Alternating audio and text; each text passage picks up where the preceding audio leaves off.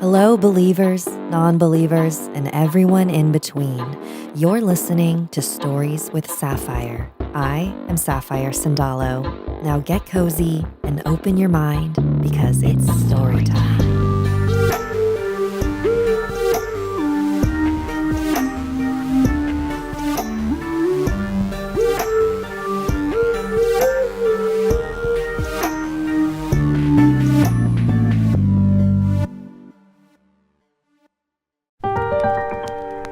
The Preda Family, submitted by Sai.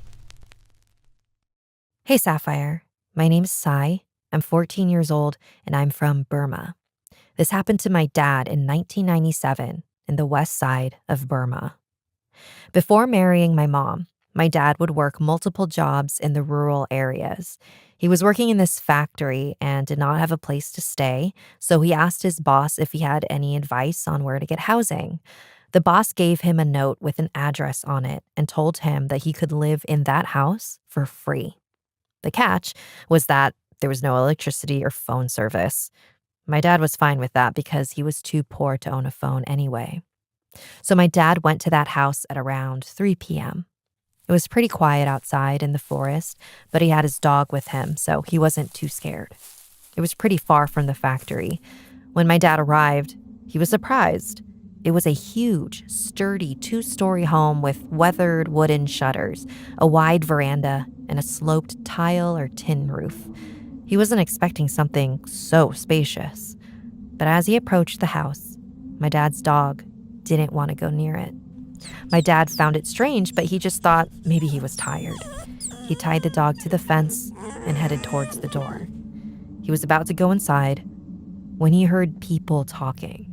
It sounded like a family having a good time. He was confused because he was told it would just be him in the house, but maybe he misunderstood his boss and that he'd have his own room among this family. That made much more sense anyway. So he knocked on the door, and a man answered. He was just as confused as my dad. He said he wasn't expecting any visitors, but he welcomed my dad inside. And as soon as my dad was in that house, his dog started to bark like crazy. My dad said the owner had the creepiest smile on his face before asking my dad if that was his dog. My dad apologized and said that his dog was just really hungry. The man then called over his son and asked him to bring some meat to feed the dog. His son came back with a chunk of meat and handed it to my dad. My dad ran to his dog and placed it in front of him, but the dog did not eat it. My dad found it strange because his dog eats everything and hadn't eaten anything that day. But my dad left it on the ground beside him and went back into the house. He met the rest of the family, who gave him a tour of the house. It was very fancy, but old. The family also had very vintage attire and dressed like the fashion from the 1970s or 80s. They led him to his room, and my dad put down his things. As he unpacked, he looked out the window. When he stood right in front of it, there was a small, pretty garden underneath a very large tree that caught his eye.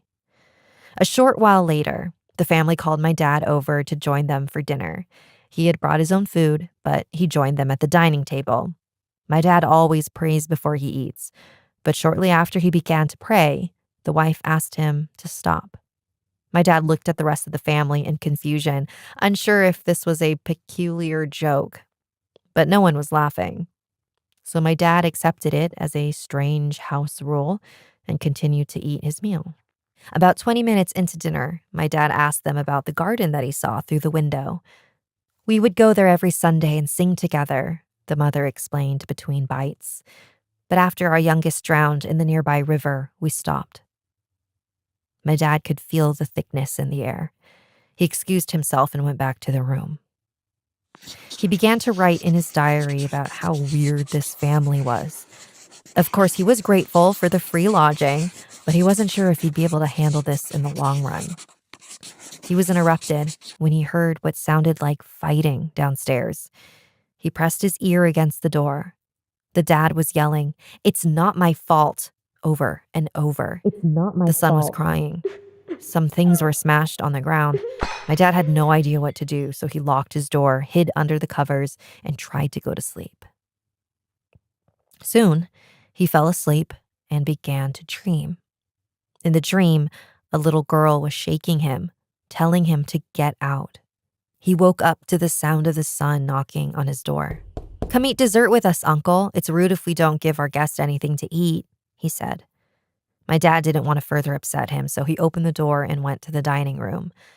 The family was smiling and joking around, no sign of a recent argument or fight occurring. They handed my dad a plate of sweets, and by habit, my dad began to pray.